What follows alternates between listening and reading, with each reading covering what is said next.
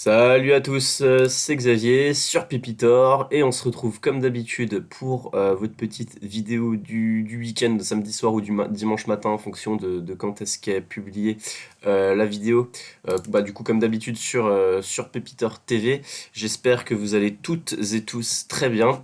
Malheureusement, on avait un petit peu prévenu, mais la semaine dernière j'ai pas pu faire de vidéo, j'étais pas disponible, j'ai vraiment eu un gros empêchement. Donc je m'en excuse et on revient cette semaine à bloc avec pas mal de choses à dire, pas mal de nouveautés, pas mal d'évolutions par rapport à il y a 2 semaines du coup. Alors comme d'habitude la liste des valeurs que je vous présente avec surligné en bleu les nouvelles valeurs qui n'étaient pas présentes il me semble dans la précédente vidéo. Et puis juste pour rapidement recontextualiser et démarrer du coup la vidéo, on finit quand même une semaine sur le CAC 40 en négatif, fin de semaine en négatif comme vous pouvez le voir à moins 0,82%. Par contre, j'ai trouvé que la journée était beaucoup plus erratique sur pas mal de valeurs, que c'était assez, enfin, même de manière plus générale, c'était une semaine assez, il s'est pas passé grand chose, ça n'a pas vraiment bougé. Au contraire, j'aurais même tendance à dire que ça a plutôt consolidé sur beaucoup de valeurs, surtout en cette fin de semaine, là, jeudi, vendredi. Enfin bref, pas forcément de très très bon augure pour la semaine prochaine, donc on verra tout de suite comment ça se présente lundi. Alors pour ce qui est du CAC 40, à très court terme, vous voyez qu'on est, on est en train de, donc on a fait un superbe mois de janvier, hein, on gagne plus 10% quasiment même un peu plus sur le mois de janvier. Et puis là, début février, 11 jours en février, on est un petit peu en train de patiner un petit peu dans la semoule, en train un petit peu de latéraliser. On a l'impression que ça manque un peu de jus pour aller plus haut. Donc on en vient à se dire peut-être que une consolidation sur le CAC serait saine. Alors de là à dire, à ce stade, de là à dire, vous voyez, moi j'ai les 6 800 points, hein, c'est l'ancienne grosse résistance qu'on avait cassée à la hausse, derrière on s'est envolé. De là à dire retourner sur les 6 800 points, je pense pas. Par contre, peut-être venir chercher là le point bas qu'on avait fait le 20 janvier, là vers 6 950, 7 000 points. Je pense que ce serait assez sain, histoire de purger un petit peu sur certaines valeurs et histoire de pouvoir éventuellement repartir derrière, fonction de l'actualité macroéconomique et de où est-ce qu'on a envie de nous emmener les investisseurs, enfin, les market makers comme on dit. Euh, Sinon, à part ça, un peu plus moyen terme, on est quand même pas loin. Là, quand on était au plus haut ce mois-ci, là, 3 février, on était, je crois, à moins de 3% des plus hauts historiques sur le CAC à 7 400 points. Donc, c'est quand même assez important pour être surligné, c'est-à-dire que malgré l'année qu'on vient de traverser, malgré tous les problèmes qu'on peut avoir à notre échelle individuelle, in fine, la finance et l'économie de manière générale se portent bien.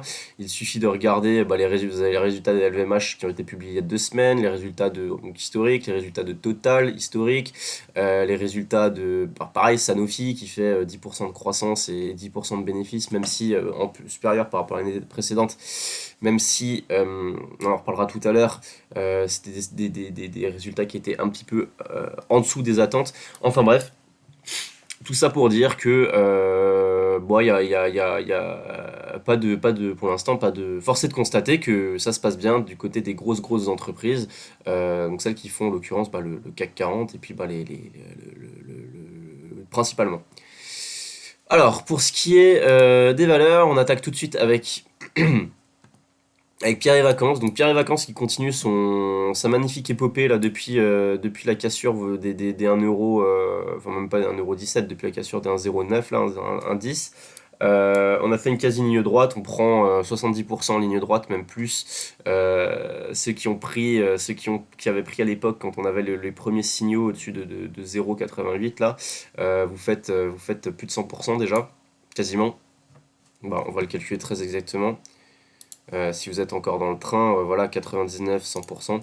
Euh, alors, à très court terme, on va dire que pour moi, on a plutôt travaillé et même cassé une première zone là aux alentours des 1,50 € comme vous pouvez le voir. Vous voyez, c'était une zone qu'on a beaucoup travaillé, qui correspondait au plus bas ici d'août.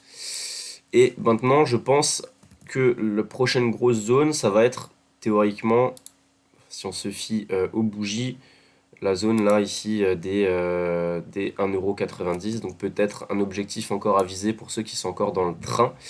Et après, bon, si on cassait ces 1,90 € à la hausse, il y aurait un gap à venir fermer beaucoup plus haut vers 5,0, vers 5 €. Donc on n'y est pas du tout encore. Mais, bah, c'est très très joli le mouvement que propose Pierre et Vacances ces dernières semaines. Et puis bon, les volumes sont parlants aussi. Alors Karmat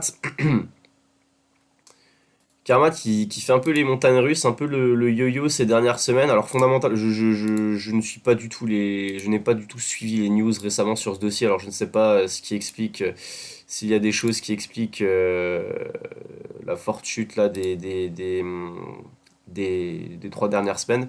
En tout cas, ça faisait un moment qu'on surveillait, on se disait, purée, si Karmat arrive entre la zone des 10 et des 9 euros, des 9,80 €, ce serait un bon point d'achat. Et bien là, voilà, en plus, on a eu une superbe bougie. Bon, la tendance globale est assez baissière, hein, évidemment, mais la bougie de vendredi, vous voyez, on est venu faire une mèche dans cette zone-là. Et derrière, ça a été payé. Il y a eu des acheteurs. Et vous voyez, on fait une englement haussière avec des volumes et on finit quasiment au plus haut sur le titre. Donc bon, bah, le point d'achat était idéal, hein, vous voyez, hein, ça fait des mois, enfin ouais, peut-être pas des mois, on va dire celui-ci, ça fait 2 mois qu'on en parle. Et au final, bah, le point d'achat était vraiment idéal. Et rien que sur la journée, on peut gagner déjà plus 7%. Si on a pris, je dis une bêtise, si on a pris voilà, au milieu à 9,90, on prend déjà 6,5%. Donc sur une seule journée, donc comme quoi bah, c'est bien des fois même d'avoir un truc, d'avoir un plan, vous mettez une alerte et puis si ça arrive 2 mois plus tard, ça arrive 2 mois plus tard. Donc bon, à ce stade, pour moi, l'idée, ça va être peut-être s'il y en a qui ont pris, ça va être peut-être de viser la zone des 11,20 €, mais sans grande conviction au vu de l'orientation des moyennes mobiles à ce stade et de la configuration générale. Par contre, je serais plus d'avis que si vous êtes dedans, éventuellement sécuriser une petite partie des plus-values là parce que vous gagnez déjà 7% et puis après mettre votre stop sous 9,80 quoi.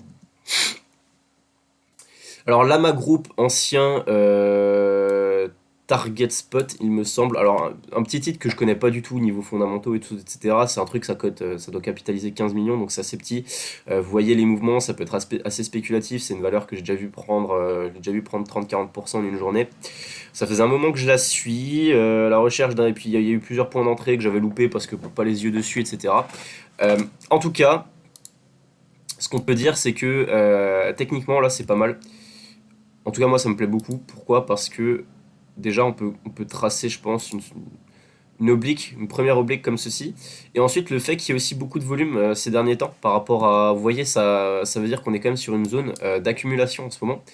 Euh, et vu que ça a été accumulé sur ces prix-là, en théorie, sauf si vraiment mauvaise nouvelle, c'est très peu probable qu'on en sorte par le bas. Au contraire, ce qui est beaucoup plus probable, surtout que là on est un peu dans un mouchoir de poche, vous voyez, avec la MM200 qui est en train tranquillement de s'aplatir, tester une fois, tester deux fois, bah, le jour où on la passe, ça pourrait vraiment accélérer à la hausse, quoi. Et moi je serais d'avis de viser. Bon là, il y a du coup, tout me fait dire que la config technique est vraiment belle, surtout les volumes. Euh, pour moi, on est sur un point d'achat là, entre. Bon, après, c'est une valeur assez spéculative, donc il faut être assez large, mais entre 0,80, on va dire entre 0,82 et 0,72, voilà, on se fixe une 12% de, comment je peux dire, un écart de 12% pour zone d'achat, quoi. Euh, donc sous cette zone-là, moi j'invaliderais mon scénario, je pense, sous les 0,72. Vous voyez là, même 0,71, les plus bas de ces dernières bougies là. À chaque fois, ça a été payé, on est reparti, on a travaillé, on est reparti, on a travaillé, on est reparti. Euh, et l'idée, première idée, ça va être de viser un objectif là sur 1,05€, il y a un gap.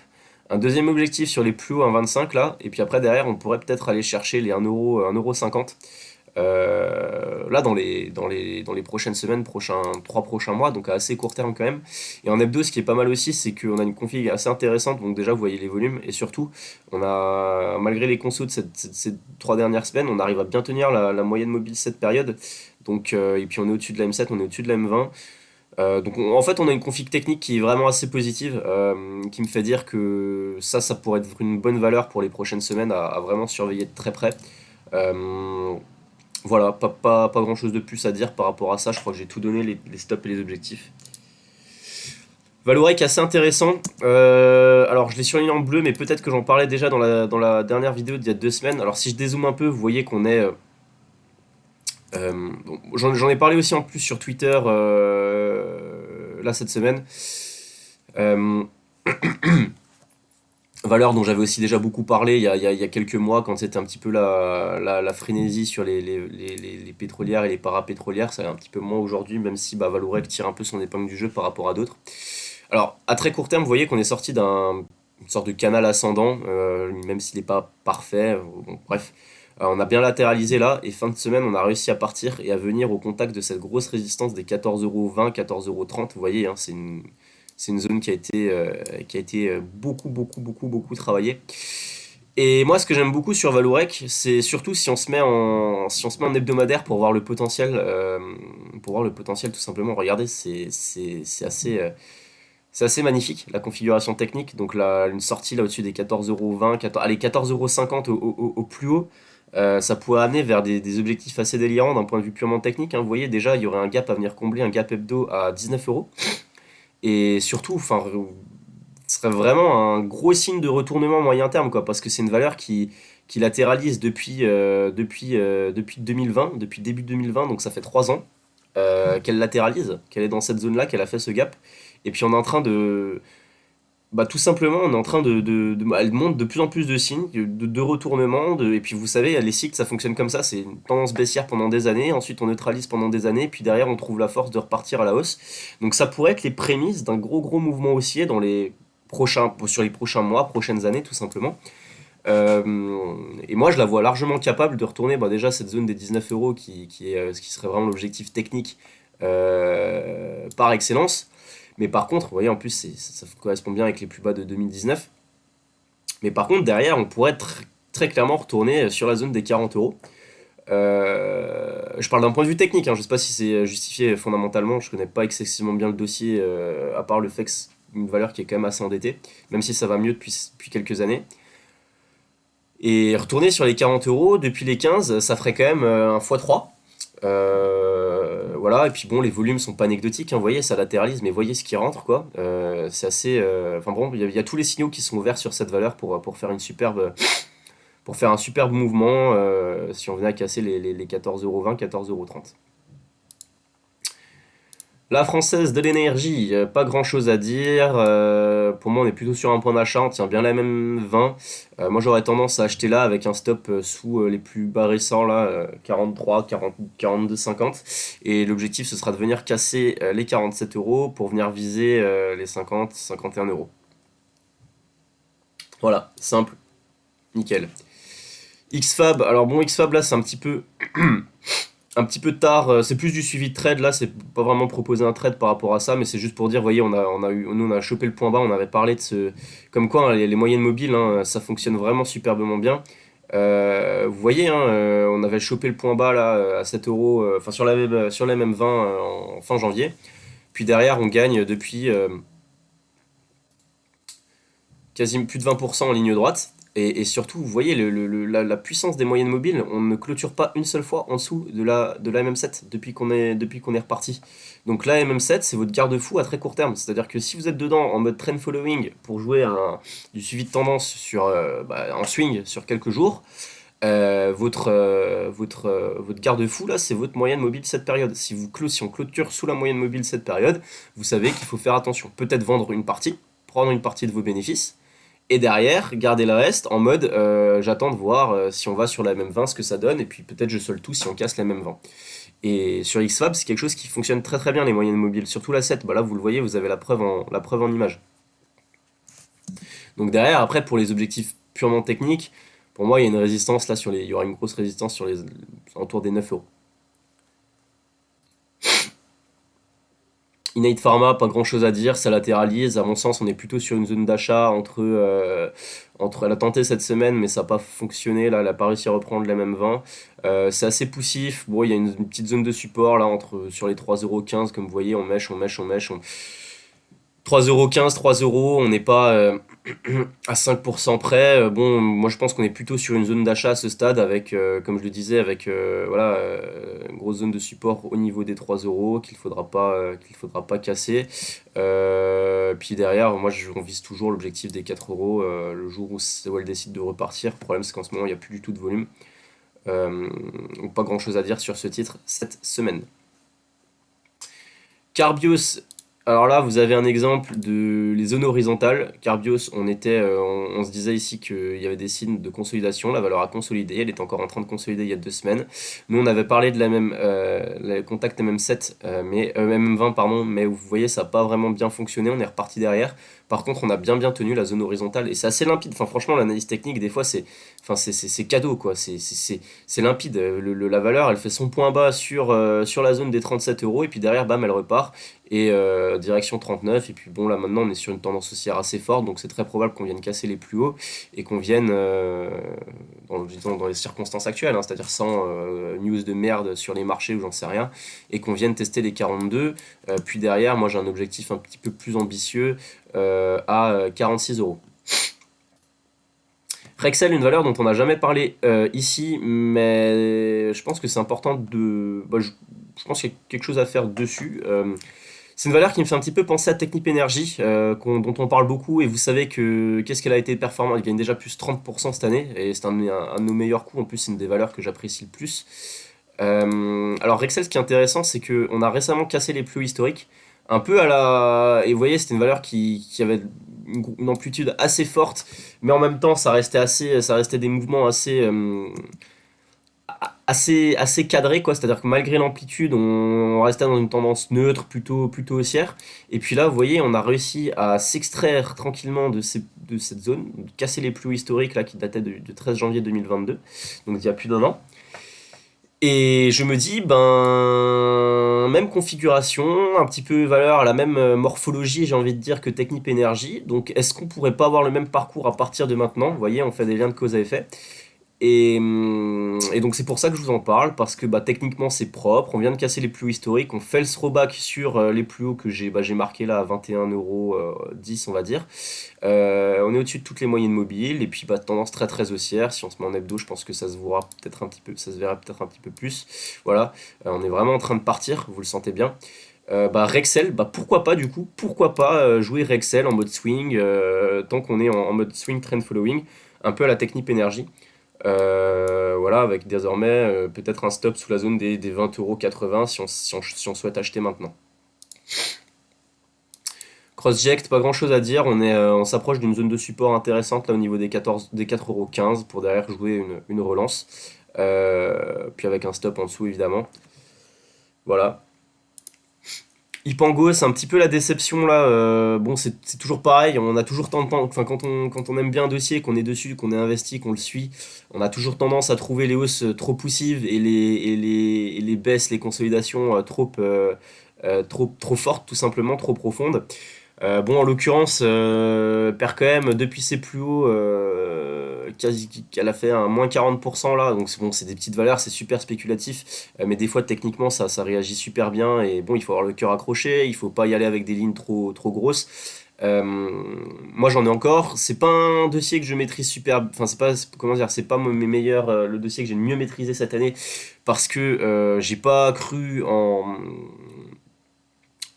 je voyais beaucoup plus haut à court terme et j'ai pas cru en la consolidation et je me suis fait avoir, du coup je suis pas sorti.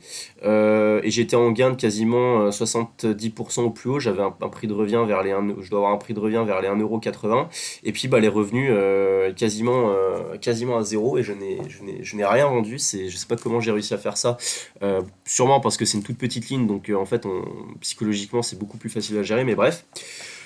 Par contre, bon, à très court terme, je vois une oblique qui est quand même globalement en train de tenir. Il reste des volumes. Là, ce qui est bien, c'est ces 4 dernières journées, on a quand même réussi à plutôt tenir la zone là des 1,95 €, 2 €.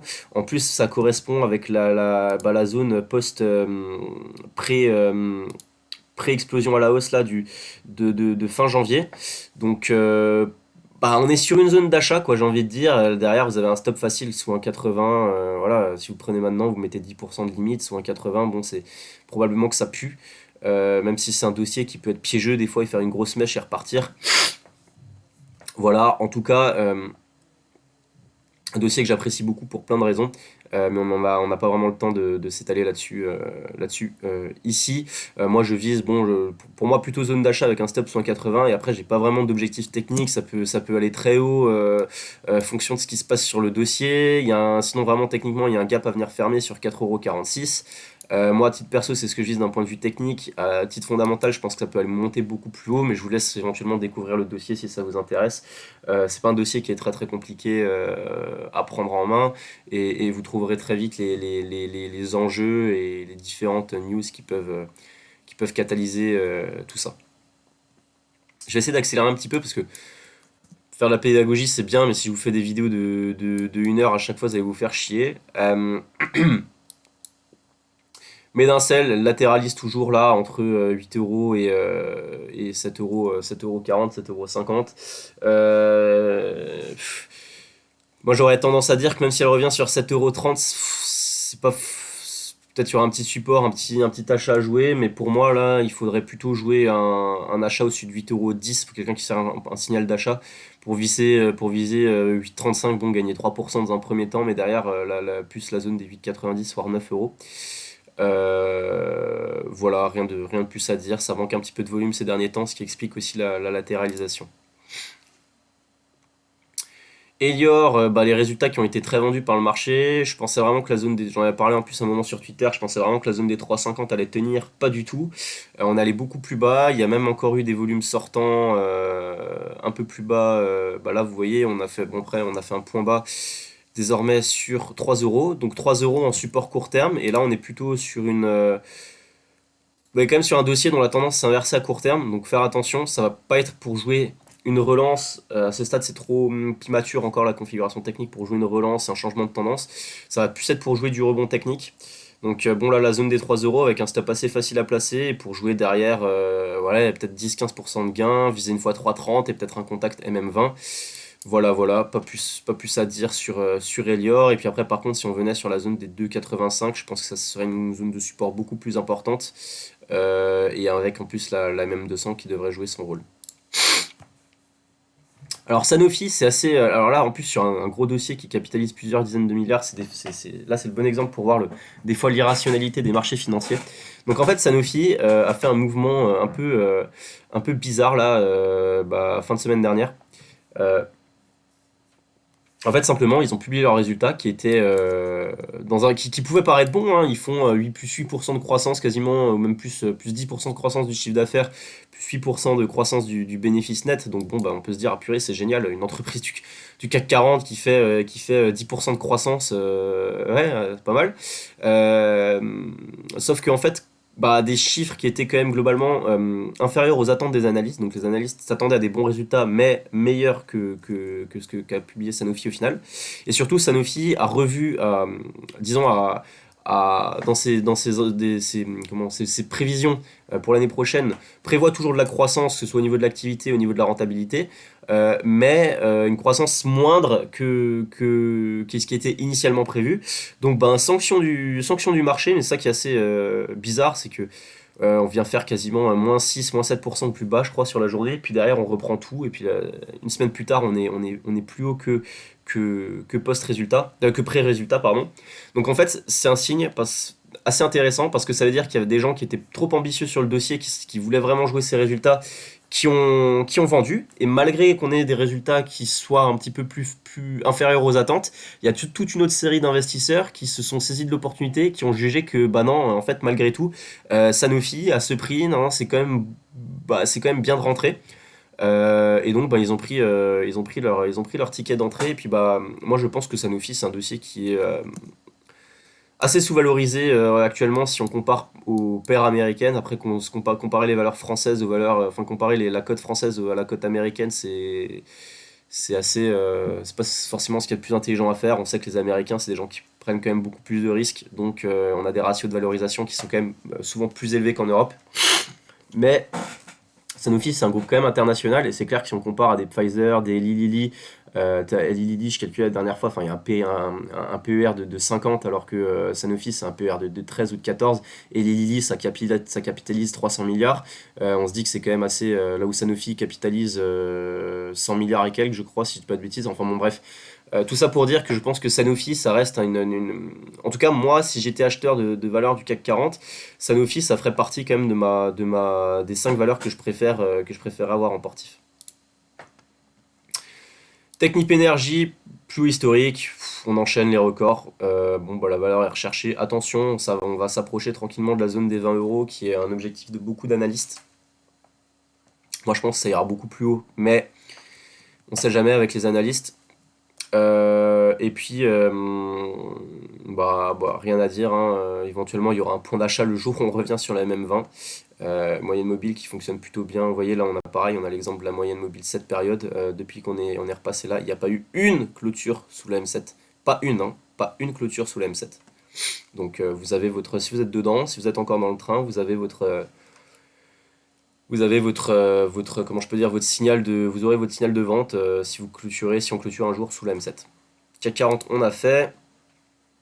Broadway, c'est pas grand chose à dire. On latéralise sur cette grosse zone de support que sont les 3,10€, 3,08€. Comme une belle valeur aussi Broadway. Donc pareil, il y a des volumes, vous voyez, il y a des gros volumes qui sont rentrés. Enfin bon, c'est vraiment une zone d'achat une invalidation claire.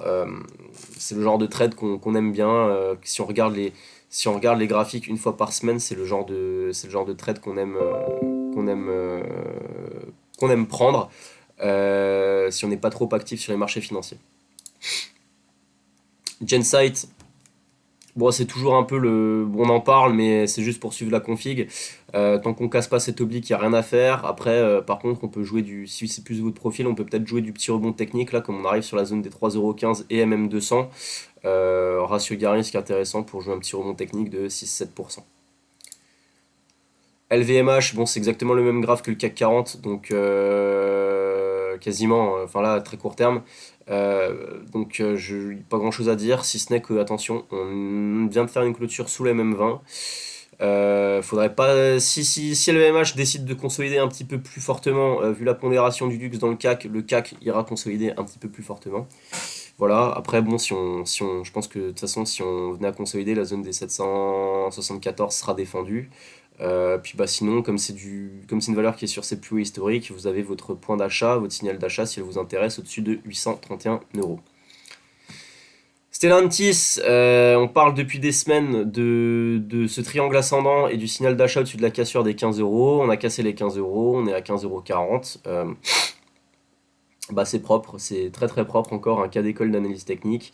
On casse, on consolide, on fait un throwback sur la zone, puis derrière on réaccélère, donc c'est magnifique. Stellantis qui est en train de s'extraire d'une grosse figure. C'est assez positif pour le secteur parce qu'en plus je vous parle de Renault tout à l'heure, c'est une première. Par contre sur Stellantis, moi à titre personnel, là techniquement j'aurais tendance à viser la zone des 17€, 17,10€, sur laquelle, même un peu plus, 17,15€, sur laquelle il y a un gap à venir fermer. Et j'imagine que ça doit être un gap ouais, en janvier, quoi. Donc on était quasiment sur les plus hauts à l'époque. Spingard, petite valeur un petit peu spéculative. On est sur une zone d'achat, je pense. Là, vous voyez, entre 0,75, 0,77 et 0,80. Une zone d'achat, hein, techniquement, hein, parlant, hein, parce qu'on est sur une ancienne zone de résistance, théoriquement devenue support. Et, et puis on attendra une éventuelle deuxième poussée. Et puis sinon, si on voulait venir consolider un petit peu plus bas, il y aura la zone des 0,74 qui sera une bonne opportunité d'achat aussi, je pense, sur ce petit titre qui est en train de complètement changer de tendance, vous voyez, et qui est capable de faire des belles envolées. Donc une configuration à suivre d'assez près quand même. Alors, Renault. Alors Renault, excusez-moi, je vais juste un petit peu alléger le graphique parce que ouais, parce que ça fait longtemps que je l'avais pas pris. Alors Renault, bah c'est ça qui est assez intéressant, c'est que bon les fans de bagnole qui connaissent un petit peu le secteur auto, vous n'êtes pas sans savoir que fondamentalement, Renault, c'est quand même ça se paye quand même beaucoup plus cher que Stellantis. C'est quand même globalement moins qualitatif que Stellantis. Enfin bon, bref. Donc c'est pareil. Pour moi, c'est une erreur de marché. Mais après, il y a sûrement des trucs que je capte mal sur ces dossiers-là. Je suis pas un spécialiste du secteur auto, disons, dans sa profondeur. Après, sur les lignes assez larges, je me débrouille.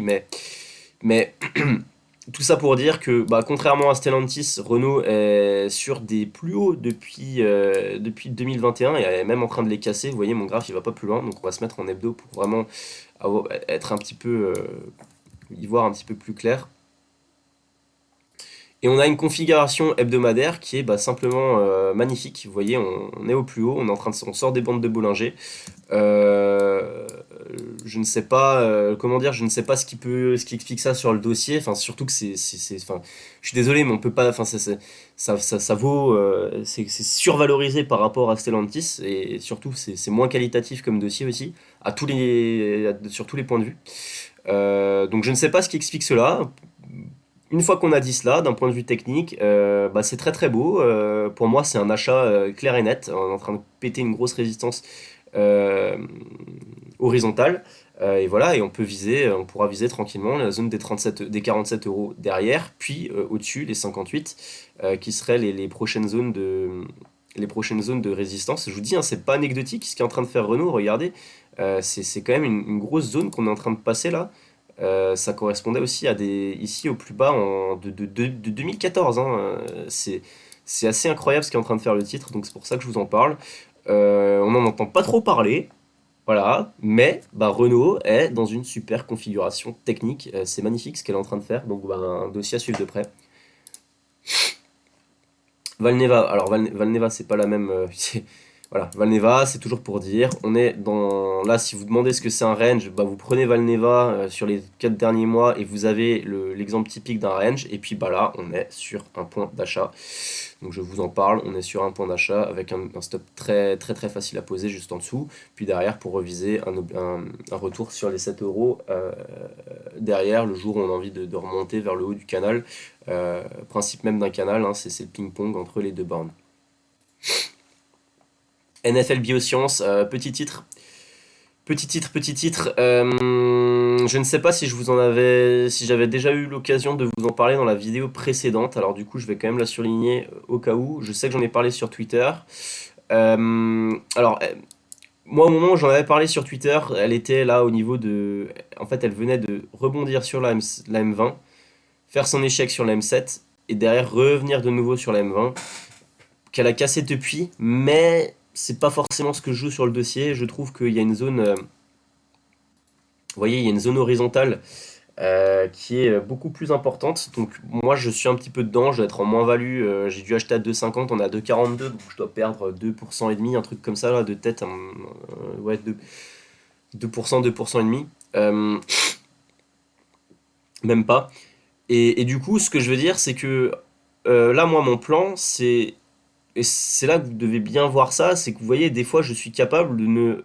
Fonction de la configuration technique, fonction de s'il y a une zone horizontale juste en dessous, je suis capable de ne pas me limiter juste aux moyennes mobiles et à prendre un petit peu plus large. Et là, pour le coup, c'est le cas. Parce que si ça se trouve, je serais sorti juste là, mon PRU à 2,50 € parce qu'elle avait clôturé sous la MM20, mais on était sur une grosse zone de support, donc ça se trouve, 2 jours plus tard, elle rebondissait, elle repartait, elle gagnait 20% et j'étais deg.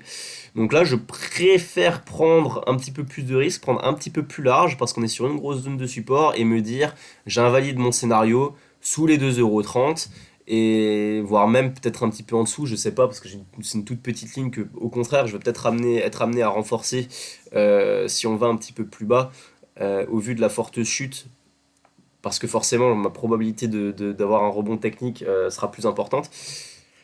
Donc peut-être qu'au lieu de vendre, je renforcerai un petit peu. Mais tout ça pour dire que voilà, bien que vous puissiez bien comprendre mon propos et ma vision des choses par rapport à ce plan-là. Et après, bah, d'un point de vue purement technique, là, c'est un achat, quoi. C'est un achat avec, on peut se dire, peut-être si ça revient, si ça perd 10%, peut-être un renfort. Avec derrière, par contre, un stop très court, ce sera le risque à prendre. Mais par contre, c'est un dossier qui peut rebondir beaucoup plus fort. Et vous voyez, hein, il y avait des gros volumes qui étaient rentrés ces derniers temps, donc je pense pas qu'on va en rester là, justement. McFly Energy, alors attention McFly Energy, un petit peu poussif là, on est en train de casser, en train de casser la figure par le bas là, et puis surtout on fait un nouveau plus bas que fin janvier là, donc c'est pas forcément très, on est en train de jouer avec la MM200 et avec la bande inf de Bollinger, donc c'est pas la config la plus opti, j'aurais tendance à être assez bah, du coup pessimiste sur l'évolution très court terme du dossier. Je pense que si ça casse là, il y a des chances qu'on retourne sur 11,50 €. À voir. À voir, à suivre de près. De Richebourg, alors de Richebourg, c'est chouette. On est venu faire une belle bougie là, à 6,85 €. C'est dommage, moi j'avais un TP à 6,98 €. J'avais noté 6,98 €, mais ça aurait pu être 90, ça aurait pu être 7,10 € quoi. Je veux dire, bon, on n'est pas à 1% près. Consolidation depuis, on revient sur la M20. À voir. Si la M20 tient, en plus, ça ressemble à une petite zone de. Il y a une petite zone horizontale. Si ça tient, ça peut être un achat avec un stop facile. Si ça casse, il y a des chances qu'on vienne tester peut-être 6,10 €, 6 €. Voilà. Rien de plus à dire sur le dossier. Athos, qu'on se le dise, elle fait toujours autant chier. Purée, on demande pas grand-chose, quoi. On n'a pas le droit au bonheur sur ce titre. Non, mais je rigole, j'abuse un petit peu, mais bon. Et oui, oui, elle est piégeuse, c'est un peu chiant, voilà. C'est malgré le news flow, elle veut pas. Bon, c'est comme ça. Moi, je vous le dis, mon plan ne change pas. Tant qu'elle tient les 11,50 €, j'en ai encore. Et en plus, c'est ma plus grosse ligne en portif. Là, je dois être à plus 3% dessus. C'est une valeur que j'ai beaucoup tradé cette année.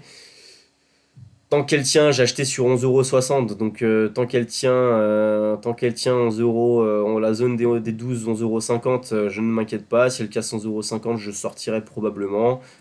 Bon, après, au vu de l'hebdo, ça m'étonnerait qu'elle ne rebondisse pas parce que là, la semaine prochaine, c'est contact MM7 hebdo. Et en plus, en hebdo, vous voyez que on est plutôt MM7 hebdo plus une zone de support théorique qui faisait résistance avant, qu'on a cassé et sur laquelle on a consolidé. Puis derrière, on a quand même une M20 qui est aussi en train de se retourner.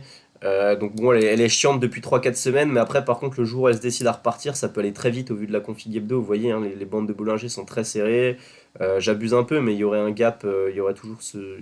Bah, enfin, en hebdo aussi, non, non, je n'abuse pas en hebdo, hein, c'est un objectif, cette zone-là des, c'est même voilà, cette zone des 20 21 euros, c'est un objectif sur le titre, clairement. C'est assez limpide. Enfin bon, bref, on verra ce que ça dit la semaine prochaine. Je pense que la semaine prochaine, ça devrait.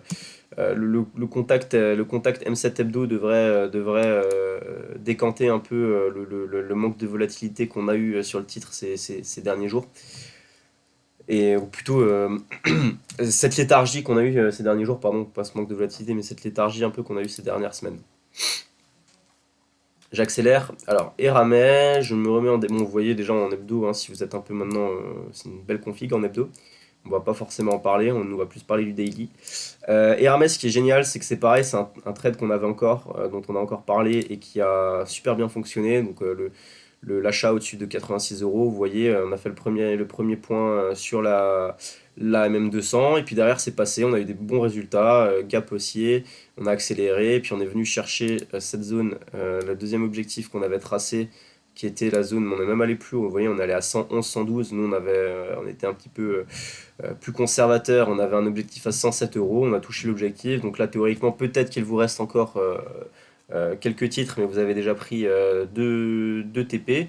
Et puis bah, maintenant, ça consolide. Et ce qu'on va regarder sur Eramet, dans ce genre de configuration, quand on vient de bien partir, qu'on est en grosse tendance haussière, qu'on a eu des bons résultats, qu'on a eu des achats et qu'on consolide, on joue avec les moyennes mobiles et on va attendre un contact MM20. Surtout que, regardez, si on prend les précédents mouvements de hausse, sur Eramet, vous voyez, à chaque fois qu'on a un contact MM20 dans la configuration qu'on a telle quelle, ça a été payé, ça a été payé, ça a été payé, jusqu'à ce que ça n'ait plus été payé, qu'on l'ait cassé. Mais c'est pour ça que je vous dis, Eramet, là, on est peut-être... il va y avoir des choses à faire. Il va y avoir des choses à faire sur le dossier ces prochaines semaines, ces prochains mois. Donc on surveille ça de très près. Alors, Enertime, petite valeur dont j'ai jamais parlé ici. Par contre, ce qui est intéressant, c'est que bon, il y a une news cette semaine de private equity, enfin un fonds qui amène des sous pour financer la boîte, donc c'est assez chouette. Forcément bonne news, saluée par le marché. Elle a fait une journée à plus, voilà, elle a pris plus 17. Ce qui est intéressant, c'est qu'il y a une zone une grosse zone de vous voyez ici support, on casse, tac tac tac, devient résistance. Donc pareil, là on a identifié la zone. On identifie la zone. Une fois qu'on a identifié la zone, on a une valeur qui casse cette zone-là sur une news avec des volumes.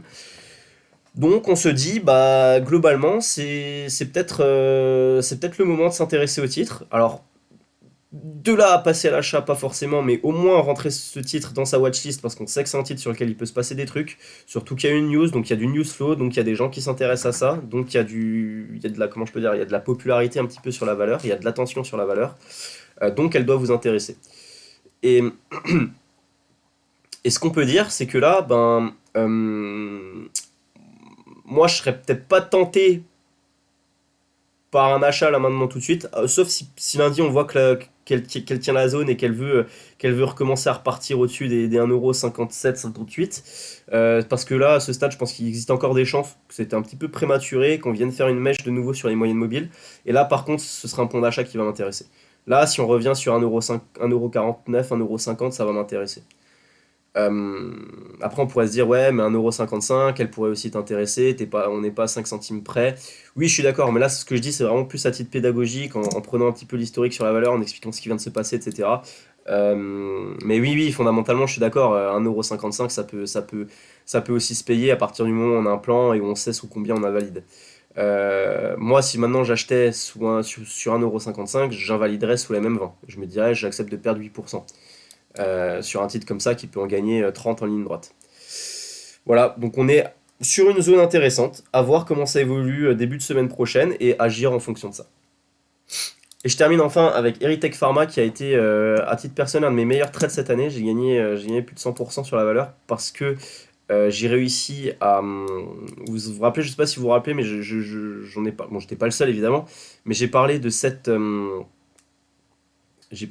zone-là, de cette configuration-là. On avait 7 obliques, en fait. On avait 7 obliques, plus la zone des 0,66. Et je disais, attention, il y a des volumes.